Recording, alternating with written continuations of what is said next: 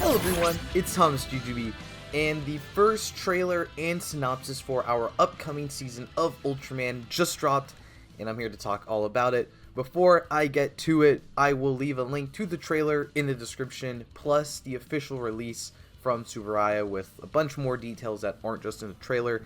I'm pretty excited for this, actually. I think there's a lot of cool things going on. I've got my information right here, so I'm gonna go ahead and jump right into it. Make sure you let me know what you think down below in the comments section. If you don't know what's going on, Ultraman Teo has been officially revealed. It's been teased for a couple weeks, but we got the full stuff today. As the 60th anniversary project, Ultraman Teo tells the story of a lonely blue giant who lost his blue planet. Home planet, sorry, not blue planet. Well, maybe it's blue. Is it blue in the trailer? I don't remember. This tokusatsu drama follows the growth of an alien into a hero. It explores the universal themes of the series, how different species like humans, ultras, kaiju, and aliens overcome suspicion and conflict to accept their differences and work together through a fresh perspective. Somewhere in the universe lies planet H12. This planet, which closely resembles Earth, is suddenly attacked by space kaiju from another planet. As the planet collapses and faces extinction, one lone alien escapes to Earth, named Teo, the lonely alien who will eventually grow to become Ultraman. On Earth, he lives as Ibuki Mitsuishi, a third-year veterinary student at Meishin University. Although he struggles with the common sense of Earthlings, he leads a peaceful life communicating with the animals he loves. However, the peace is disrupted by a crisis where the same space kaiju who destroyed his home planet suddenly appears on Earth. Because he is unfamiliar with Earth's customs, he occasionally acts in unexpected ways. He has a gentle and calm personality and is not fond of fighting, but he transforms into a giant to save lives in danger.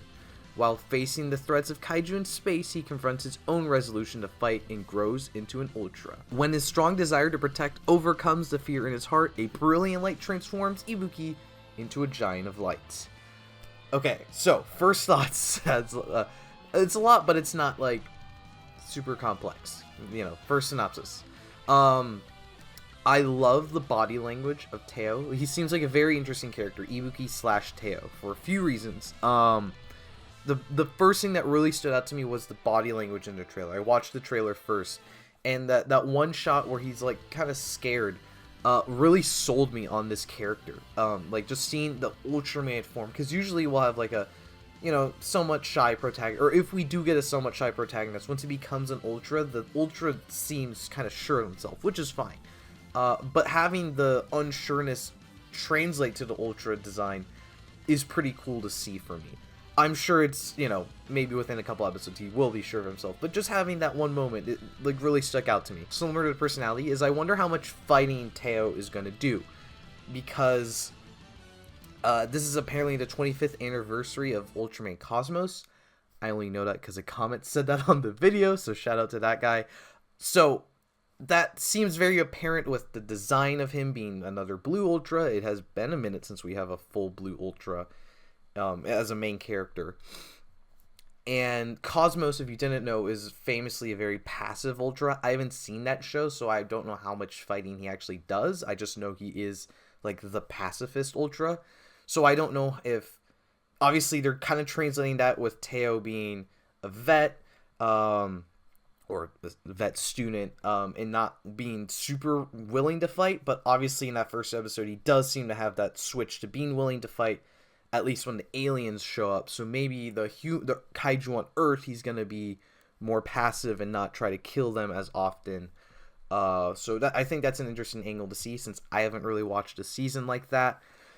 I also, another thing I thought was curious is the vet thing, just because, like, usually I feel like when we get an Ultra that falls to Earth, if they have like a job, I guess, they're assimilated into the attack team. If they don't, they're just a homeless person. Like, that's what it seems like it is to me. So having this guy show up and he becomes a university student, like he doesn't even get a job, he goes to school, feels very interesting to me. I think that's a really unique aspect of this character that, again, I'm interested to see how it plays out.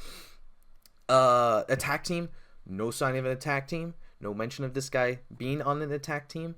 there are some rumors that we're not getting an attack team this season, so we'll see what's up with that. I'm curious what that's going to be like, because we just got Omega, which didn't have one at the beginning, and they built it up because that was the world that was going on. So is this season going to have... Are they also going to be new to Kaiju and they're just going to show up? Or do they just not have an attack team and they just keep shooting missiles like Kaiju? I don't know. We're going to see. Last thing, well, not the last thing, just the last comment I want to mention is that the poster heavily features 60th anniversary stuff. It's the 60th anniversary of Ultraman on July 10th this year. And this poster is really throwing it in your face. But the trailer doesn't, besides just showing the logo. And I say that just because... what did they do for the 55th anniversary? Hold on. It was Trigger. Trigger was the 55th anniversary, and that one they definitely did. I guess their anniversary celebration was Tiga, like doing a new version of Tiga. But with how much the history is on that poster, it makes me think they're going to do a bit more. So, I'll actually jump to that right now. They showed off the toys. I will talk about the toy in a second because it's very interesting. But they announced the Ultrise Eye, which is Ultraman Zero's transformation item to transform into Ultraman Zero Cosmorise. The translation's a bit weird. I'm just gonna call it that. It's a Zero Eye, but it also seems to have a bracelet thing.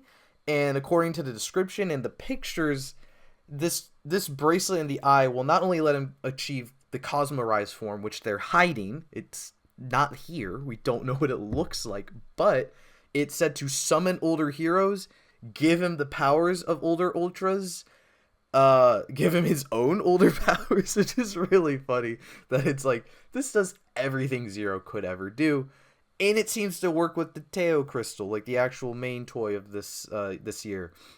So I don't know what, I don't really understand the compatibility between the two toys, but I'm guessing that this Zero thing is going to be our anniversary celebration for the year. I don't know. I think there's a rumor that Ultraman Zero is getting a movie. Even if there's not a rumor, yeah, it's Ultraman Zero. So, like, if they're making a new Zero toy, probably going to be in a movie. But I'm also going to guess, probably to tie into the movie, it's going to show up in the show.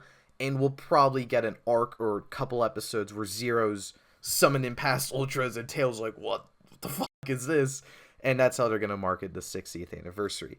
Which is pretty cool. Actually, I do really love the look of the new Zero Eye. I actually might buy it just for that backwards compatibility thing. Or not backwards compatibility, but that past Ultra ability seems pretty cool. Okay, our other toy that we got is the Teo...